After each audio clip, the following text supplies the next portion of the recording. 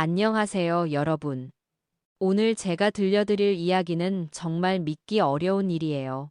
3년 동안 제가 겪었던 지옥 같은 시간들, 그리고 그 속에서 발견한 진실에 대해 말씀드리려고 합니다. 저는 올해 62살 이오키라고 해요. 혹시 여러분도 저처럼 며느리를 천사라고 믿고 있지는 않나요? 만약 그렇다면 제 이야기를 끝까지 들어보세요. 때로는 천사 가면 뒤에 악마가 숨어 있을 수도 있거든요. 그날이었어요. 2021년 10월 15일, 제 인생이 완전히 뒤바뀐 그날. 병원 복도를 뛰어가는 제 발소리가 아직도 귓가에 맴돌아요. 재호야, 재호야. 제가 부르던 아들 이름이 메아리처럼 울려 퍼졌죠. 중환자실 앞에 서 있을 때의 그 막막함. 의사 선생님이 말씀하시더군요. 환자분의 상태가 매우 심각합니다. 뇌사 가능성도 배제할 수 없고 그 순간 제 다리에 힘이 풀렸어요. 아들이, 제 하나뿐인 아들이 의식을 잃고 누워있다니. 재호는 32살, 아버지가 남겨주신 작은 부품 회사를 운영하고 있었어요. 성실하고 착한 아이였죠. 결혼한 지 겨우 1년 된 신혼이었는데 회사 일로 늦게 들어오던 길에 음주 운전자가 들이받았던 거예요. 그때 아영이가 나타났어요. 제 며느리 아영이. 눈물로 범벅이 된 얼굴로 제 손을 꽉 잡더니 말했어요. 어머니, 괜찮을 거예요. 재호 오빠는 강한 사람이잖아요. 그 순간 정말 고마웠어요. 혼자였다면 어떻게 견뎠을까 싶을 만큼. 아영이는 28살, 재호와는 소개팅으로 만났다고 했어요. 첫인상부터 단정하고 예쁘더라고요. 무엇보다 재호를 정말 사랑하는 게 눈에 보였거든요. 결혼식 날도 생각나네요. 하얀 웨딩드레스를 입고 행복한 미소를 지으며 어머니, 재호 오빠 잘 부탁드려요 라고 인사하던 모습. 그때는 정말 하늘에서 내린 며느리라고 생각했어요. 재호가 쓰러진 후 첫 한 달은 정말 힘들었어요. 의사들은 희망적인 말을 해주지 않았거든요. 하지만 아영이가 있어서 버틸 수 있었어요. 매일 아침 일찍 병원에 와서 재호 얼굴을 닦아주고 손발 마사지도 해주고 저한테는 어머니 식사는 하셨어요? 하며 도시락까지 싸와주곤 했어요. 다른 병실 가족들도 부러워했어요. 이오키 씨, 며느리가 정말 잘했네요. 요즘 같은 세상에 저런 며느리가 어디 있겠어요. 그런 말을 들을 때마다 가슴이 뿌듯했어요. 첫 번째 겨울이 지나갔어요. 재호는 여전히 눈을 뜨지 못했지만 의사 선생님께서 생체 반응이 안정적이라고 하셔서 조금씩 희망을 품기 시작했어요. 그런데 그 즈음부터였어요. 아영이의 행동이 조금씩 달라지기 시작한 게 처음에는 사소한 것들이었어요. 예전에는 병원에 올 때마다 재호 손을 꼭 잡고 오빠, 얼른 일어나요 라고 속삭이던 아영이가 어느 날부터는 그냥 의자에 앉아있기만 하더라고요. 아영아, 많이 힘들지? 제가 물어보면 아니에요, 어머니, 괜찮아요 라고 대답은 하지만 눈빛이 예전과 달랐어요. 뭔가 피곤해하는 것 같았죠. 두 번째 봄이 왔을 때였어요. 재호가 쓰러진 지 6개월 정도 지났을 때 아영이가 말했어요. 어머니, 재호, 오빠, 회사 일 때문에 잠깐 나가봐야 할 것 같아요. 성준 오빠가 대신 운영해주고 있는데 중요한 서류에 사인이 필요하다고 하더라고요. 박성준. 재호의 대학 동기이자 절친한 친구였어요. 재호가 쓰러진 후 회사 일을 맡아서 해주고 있었죠. 고마운 사람이었어요. 그래, 회사 일도 중요하니까 다녀와. 내가 여기 지키고 있을게. 제가 그렇게 말하니까 아영이가 안도의 표정을 짓더군요. 그런데 이상했어요. 아영이가 회사 일로 나간다고 하면서도 재호한테는 한마디 인사도 없이 가는 거예요. 예전에는 나갈 때마다 오빠, 잠깐 다녀올게. 어머니께서 옆에 계시니까 외롭지 않을 거야 라고 했었는데 그날 오후 아영이가 나간 사이에 간병사 아주머니가 말씀하시더라고요. 이오키 씨, 며느리분이 요즘 자주 전화를 받으시는데 목소리가 많이 밝아지시더라고요. 웃음소리도 들리고 그때는 별 생각 없이 들었어요. 아마 친구들이 위로해주는 전화일 거라고 생각했거든요. 여름이 지나고 가을이 왔어요. 재호가 쓰러진 지 1년이 되어갔죠. 그동안 아영이는 정말 많이 바뀌었어요. 병원에 오는 시간도 점점 줄어들고 와서도 대부분 휴대폰만 들여다보고 있었어요. 아영아, 요즘 많이 힘든가 보구나. 제가 걱정되어 물어보니까 아영이가 한숨을 쉬며 말하더군요. 어머니, 솔직히 너무 힘들어요. 언제까지 이렇게 살아야 하는지. 그 말을 듣고 가슴이 아팠어요.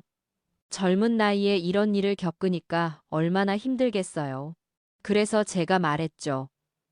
아영아, 내 마음 다 이해해. 힘들면 가끔 친구들도 만나고 바람도 쐬고 그래도 돼. 내가 재호 곁에 있을 테니까. 아영이가 고개를 끄덕이면서도 뭔가 어두운 표정을 지었어요. 그때는 그게 무슨 의미인지 몰랐죠. 두 번째 겨울, 재호가 쓰러진 지 1년 3개월이 지났을 때였어요. 그날은 유난히 추웠어요. 아영이가 점심시간에 왔다가 금방 나간다고 하더군요. 어머니, 성준 오빠가 회사 일로 급하게 부른다고 해서 가봐야 할 것 같아요. 그래, 다녀와. 조심히. 제가 그렇게 말하고 화장실에 갔다 왔는데 재호 침대 옆에 아영이 휴대폰이 놓여 있는 거예요. 깜빡하고 두고 간 모양이었죠. 그때 휴대폰이 울렸어요. 화면에 성준 오빠라고 떴어요. 아영이가 받으라고 하는 것 같아서 제가 받았어요. 여보세요? 아영아? 지금 어디야?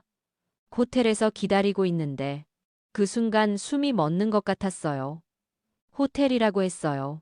회사가 아니라 호텔이라고. 저는 이오키예요. 아영이 어머니입니다. 제가 떨리는 목소리로 말했어요.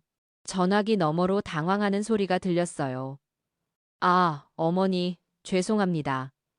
아영이가 휴대폰을 두고 간 모양이네요. 회사에서 회사 일로 만나기로 했는데, 하지만 그 목소리에서 거짓말이라는 게 느껴졌어요. 뭔가 어색하고 부자연스러웠거든요. 전화를 끊고 나서 한참을 그대로 서 있었어요. 재호를 보니까 갑자기 눈물이 나더라고요. 설마 그런 건 아니겠지 하면서도 가슴 한구석이 답답해졌어요.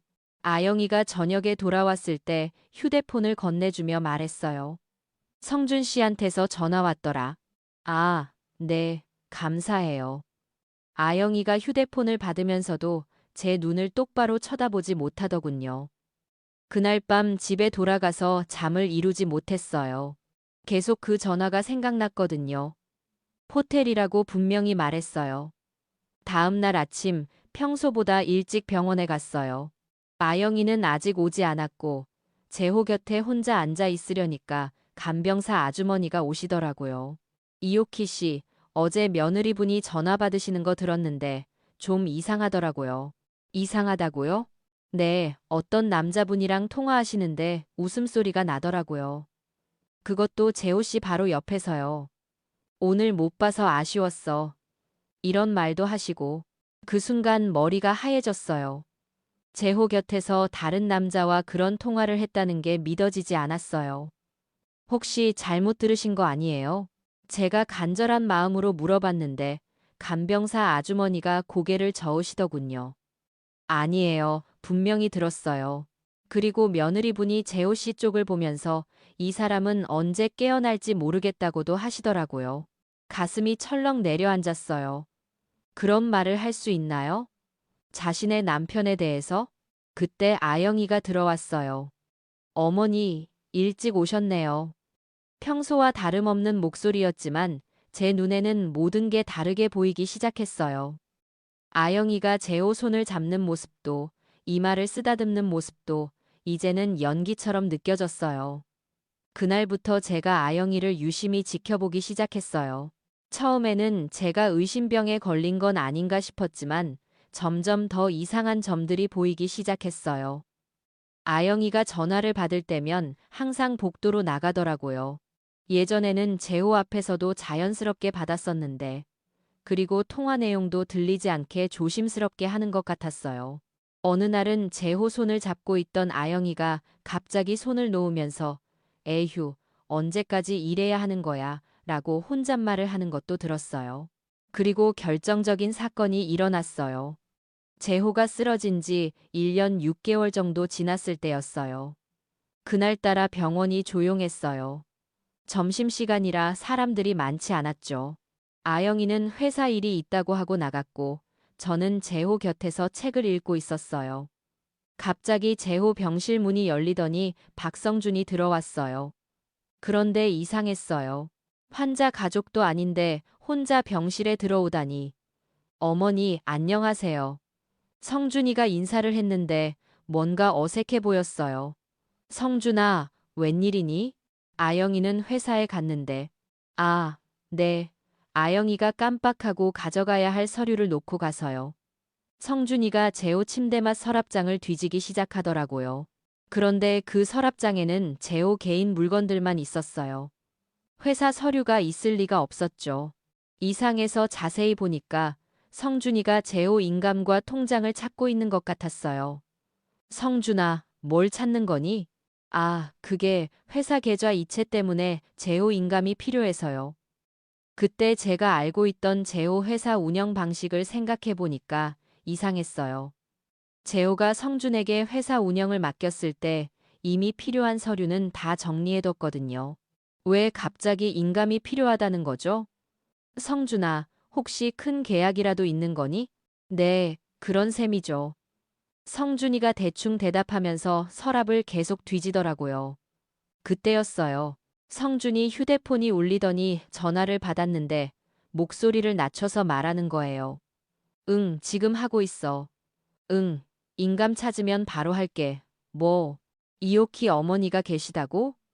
아, 그냥 회사 일이라고 하면 돼. 그 순간 온몸에 소름이 돋았어요. 분명히 재호에 대한 일인데 저한테는 숨기려고 하다니. 성준이가 전화를 끊고 나서 제게 웃으며 말했어요. 어머니, 그럼 저는 이만. 성준아, 잠깐. 제가 성준이를 불러 세웠어요. 정말 회사 일이니? 성준이의 얼굴이 순간 굳어지더라고요. 네, 당연히 회사 일이죠.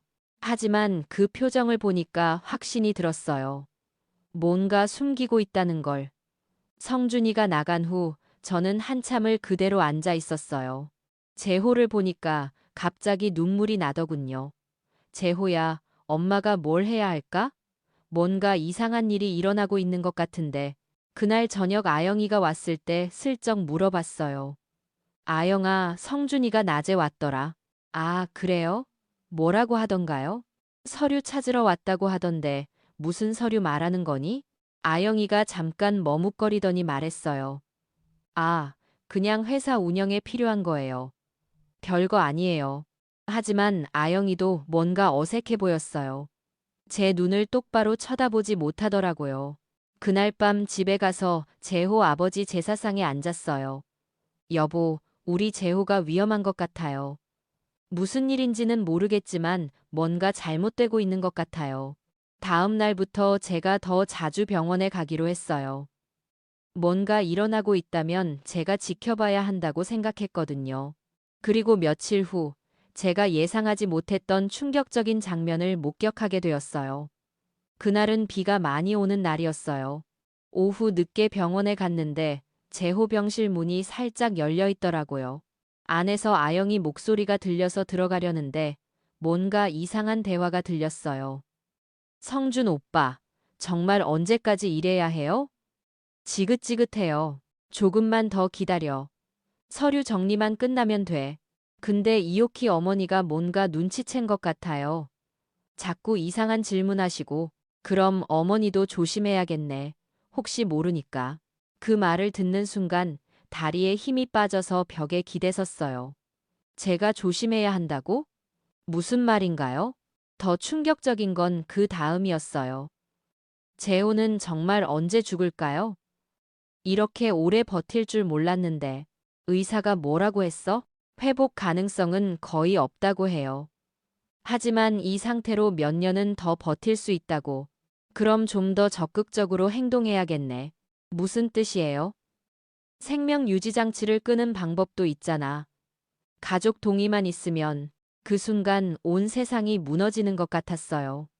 제 며느리가 제가 딸처럼 아꼈던 며느리가 제 아들의 생명 유지 장치를 끄자고 말하고 있었어요. 숨을 죽이고 더 들어보니까 더 끔찍한 이야기들이 나왔어요. 회사 주식이랑 강남 아파트까지 합치면 얼마나 될까요? 대충 50억 정도는 될 거야. 제호 명의로 된 게 다 우리 건데. 어머니 목도 있지 않아요? 그건 나중에 생각하면 돼. 일단 제호만 없으면 더 이상 들을 수가 없어서 그 자리를 떠났어요. 화장실에 가서 한참을 울었어요. 어떻게 이런 일이 일어날 수 있을까요? 제가 천사라고 믿었던 며느리가 악마였어요. 제호의 절친이라고 믿었던 성준이도 마찬가지고 둘이 공모해서 제호의 재산을 노리고 있었던 거예요.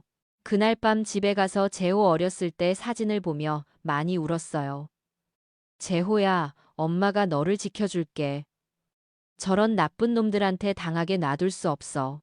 다음 날부터 제가 전쟁을 시작했어요. 하지만 정면으로 맞서기보다는 조심스럽게 증거를 모으기로 했어요. 먼저 옆집에 사는 구미자 언니를 찾아갔어요. 미자 언니는 예전에 경찰 일을 했었거든요. 미자 언니, 큰일 났어요. 제가 모든 걸 털어놨어요. 며느리와 성준이의 대화, 그들의 계획까지 다. 미자 언니가 심각한 표정으로 말씀하시더라고요. 요키야, 이건 단순한 문제가 아니야. 증거를 확실히 잡아야 해. 어떻게 해야 할까요? 일단 녹음기를 사서 대화를 녹음해봐. 그리고 그들이 제호 재산에 손을 대는 증거도 찾아야 하고. 미자 언니가 작은 녹음기를 사주시고 사용법도 가르쳐 주셨어요. 하지만 조심해. 들키면 오히려 위험해질 수 있어. 그때부터 정말 조심스럽게 증거를 모으기 시작했어요. 병실에 혼자 있을 때 녹음기를 켜두고 아영이와 성준이의 대화를 녹음했어요. 며칠 후 결정적인 증거를 잡았어요. 아영이와 성준이가 병실에서 나누는 대화를 고스란히 녹음한 거예요. 통장이랑 인감은 어떻게 됐어? 이미 확보했어. 제호 손가락으로 지장도 찍어뒀고. 정말로 했다고? 의식을 잃은 사람 손가락으로? 응. 몇 번 해봤는데 아무도 의심하지 않더라. 그럼 이제 계좌 이체도 가능하겠네. 응. 이미 몇 천만 원은 빼뒀어. 듣고 있는 제 마음은 피가 거꾸로 솟는 것 같았어요. 의식을 잃은 아들의 손가락으로 도장을 찍다니 어떻게 그런 짓을 할 수 있을까요? 더 무서운 건 그들이 제호에게 하는 짓이었어요. 제호 상태는 어때? 의사가 조금씩 나아지고 있다고 하더라. 뇌파도 활발해지고 있고. 그럼 혹시 깨어날 가능성이 있다는 거야? 글쎄, 만약 깨어나면 어떻게 할까? 그러면 안 되지. 깨어나기 전에 뭔가 조치를 취해야 해. 그 말을 듣는 순간 온몸이 얼어붙었어요. 조치를 취한다는 게 무슨 뜻일까요? 무슨 조치? 생명 유지 장치를 끄는 거지. 가족들이 동의하면 법적으로도 문제 없어. 그런데 이오키 어머니가 절대 동의하지 않을 텐데요. 그건 우리가 어떻게 설득하느냐에 달렸지. 어머니한테 제호가 고통받고 있다고 편히 보내드리는 게 낫다고 말하면 제가 더 이상 참을 수 없어서 벌떡 일어나려고 했는데 그때 간병사 아주머니가 들어오시더라고요. 아영이와 성준이가 깜짝 놀라며 대화를 중단했어요. 어머니 언제 오셨어요? 아영이가 당황한 기색으로 물어봤어요. 조금 전에 왔어. 너희들 무슨 얘기하고 있었니? 제가 최대한 자연스럽게 물어봤어요. 아, 그냥 회사 얘기요. 성준이가 대답했지만 둘 다 표정이 어색해 보였어요. 그날 밤 녹음한 내용을 미자 언니와 함께 들어봤어요. 언니가 심각한 표정으로 말씀하시더라고요. 요키야, 이건 정말 심각한 문제야. 사기죄는 물론이고 살인 계획까지 세우고 있잖아. 사기죄는 무마리보나니. 그럼 어떻게 해야 해요? 일단 더 많은 증거를 모아야 해. 그리고 경찰에 신고하는 것도 생각해 봐야겠어. 하지만 저는 망설여졌어요. 아무리 그래도 아영이는 제 며느리고 성준이는 제호의 절친이었거든요. 혹시 제가 잘못 이해한 건 아닐까 하는 마음도 있었고요. 그런데 그 다음 주에 일어난 일이 제 마지막 망설임까지 없애버렸어요. 그날은 평소보다 늦게 병원에 갔어요. 오후 3시쯤이었을 거예요. 재호 병실에 가보니까 아영이가 재호 앞에서 무릎을 꿇고 앉아 있더라고요. 처음에는 기도하는 줄 알았어요. 그런데 가까이 가서 보니까 끔찍한 광경이었어요. 아영이가 재호의 손가락을 잡고 서류에 지장을 찍고 있었어요. 아영아, 뭐 하는 거니? 아영이가 깜짝 놀라며 일어섰어요. 어머니, 그게 왜 재호 손가락으로 도장을 찍고 있어? 아, 이건 병원비 때문에 보험 서류를. 하지만 제가 서류를 보니까 보험 서류가 아니었어요. 부동산 소유권 이전 서류였어요. 이게 보험 서류야? 이건 아파트 소유권 이전 서류잖아. 아영이의 얼굴이 하얗게 질렸어요. 어머니, 이건 설명해봐. 왜 재호 모르게 아파트 소유권을 이전하려고 하는 거야? 그때 아영이가 갑자기 돌변했어요. 지금까지 본 적 없는 차가운 표정으로 말하더라고요. 어머니, 솔직히 말할게요. 재호는 이제 깨어날 가능성이 없어요. 의사도 그렇게 말했고요. 그런데 이렇게 계속 돈만 들어가면 뭐 해요? 뭐라고? 너 지금 무슨 말을 하는 거니? 현실을 받아들이세요. 재호는 이미 죽은 거나 다름없어요. 이제 살아있는 사람들을 위해서 결정을 해야 한다고요. 그 순간 제 머리가 하얘졌어요. 이게 정말 제가 딸처럼 아꼈던 며느리가 하는 말인가요? 너 정말로 재호를 사랑한 적이 있기나 한 거니? 아영이가 비웃으며 말했어요. 사랑이요? 어머니는 정말 순진하시네요. 저는 처음부터 재호의 돈 때문에 결혼한 거예요. 사랑이 밥 먹여줍니까? 그 말을 듣는 순간 온 세상이 무너지는 것 같았어요. 가슴이 너무 아파서 숨을 쉴 수가 없었어요. 그럼 지금까지 재호를 돌본 것도 다 거짓말이었다는 거니? 당연하죠. 연기였어요. 착한 며느리 코스프레 하느라 정말 힘들었다고요. 찬공대 하느라 정말아 전공더나라 정말 힘들었다고요. 아영이가 태연하게 말하는 모습을 보니까 소름이 돋았어요. 어떻게 사람이 이렇게 변할 수 있을까요? 그리고 어머니, 하나 더 말씀드릴게요. 재호 회사 돈도 이미 많이 빼돌렸어요. 성준이랑 같이요. 그리고 어머니 성준이랑 같이요. 뭐라고? 어차피 재호는 모를 테니까요. 그 돈으로 저희는 새로운 삶을 시작할 거예요. 그때 성준이가 병실에 들어왔어요. 아영이와 제가 대치하고 있는 모습을 보더니 상황을 파악한 것 같았어요. 아영아, 무슨 일이야? 어머니가 다 알아버렸어요.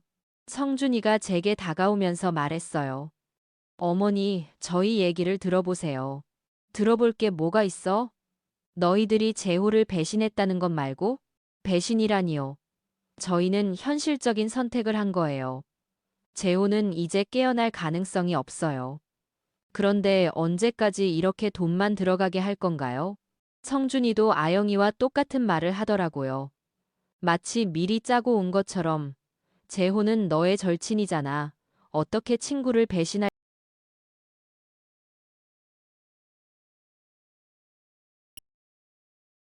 요.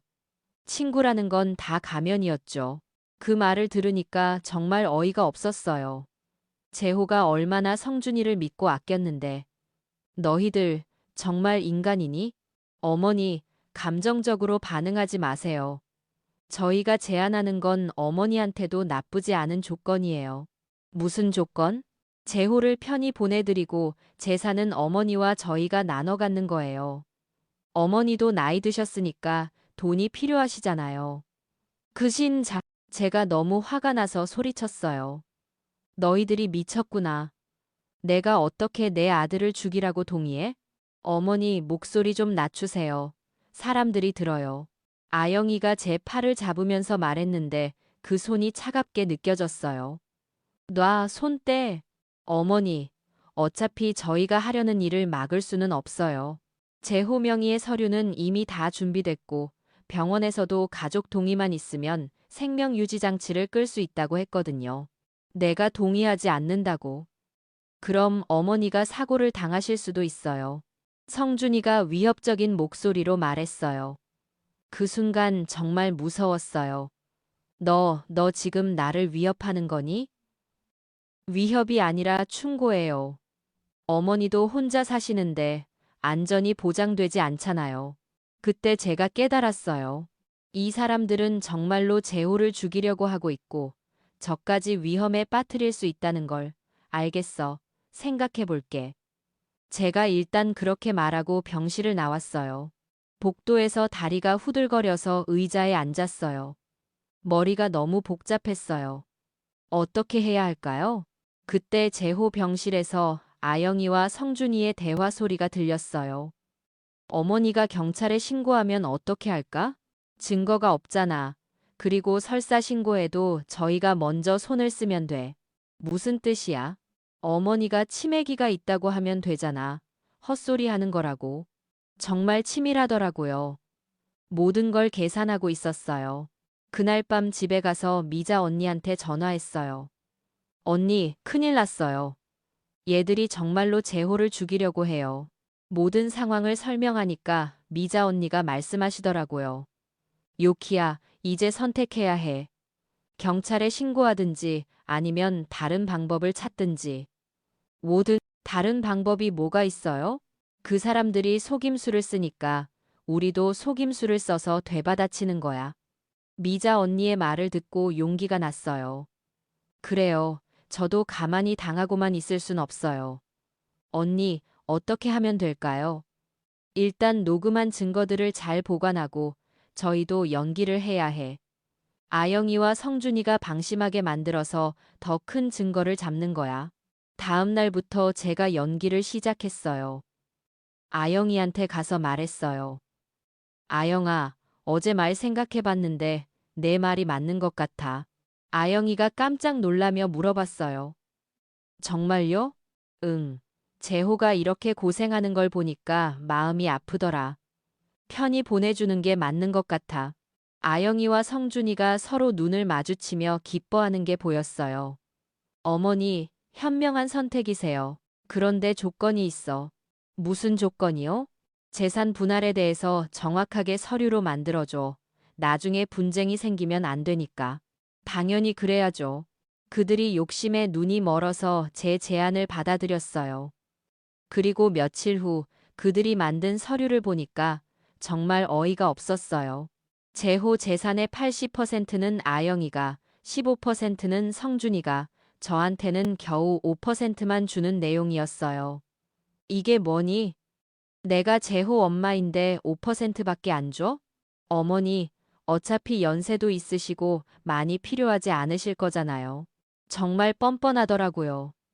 하지만 저는 참고 서류에 사인했어요. 증거를 남기기 위해서요. 그리고 그들에게 말했어요. 그럼 언제 생명유지장치를 끄는 거니? 다음 주쯤 생각하고 있어요.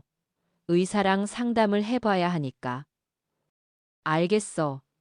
그럼 그때까지 재호한테 마지막 인사라도 해야겠다. 그날부터 저는 더욱 열심히 증거를 모았어요. 그들이 재호 계좌에서 돈을 빼는 장면도 몰래 촬영했고 재호 인감을 사용하는 모습도 녹화했어요. 그런데 놀라운 일이 일어났어요. 바로 그 일주일 후였어요.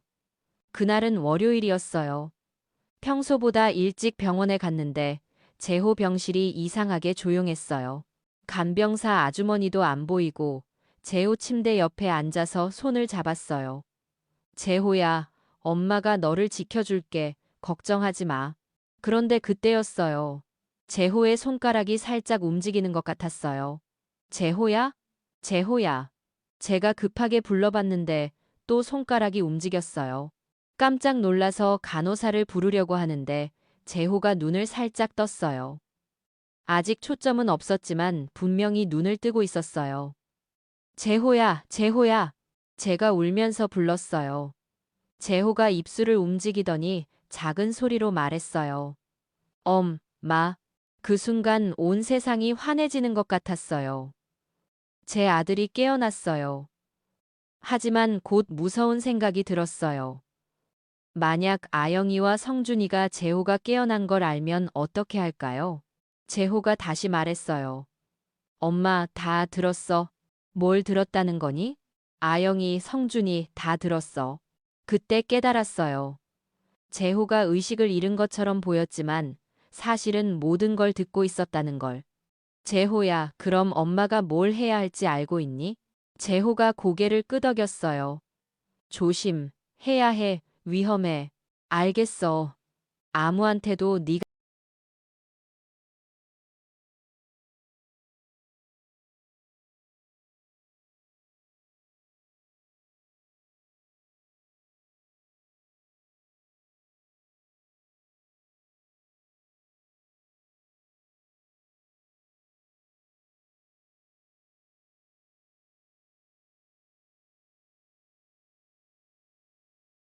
드디어 그날이 온 거예요.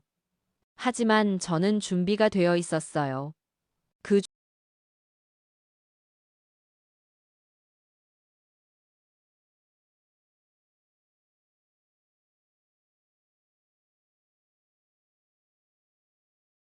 주가 말했어요. 아영아, 성준아, 상담 전에 우리 집에 가서 마지막으로 이야기 좀 할까? 무슨 이야기요? 재호에 대한 추억도 이야기하고 앞으로 계획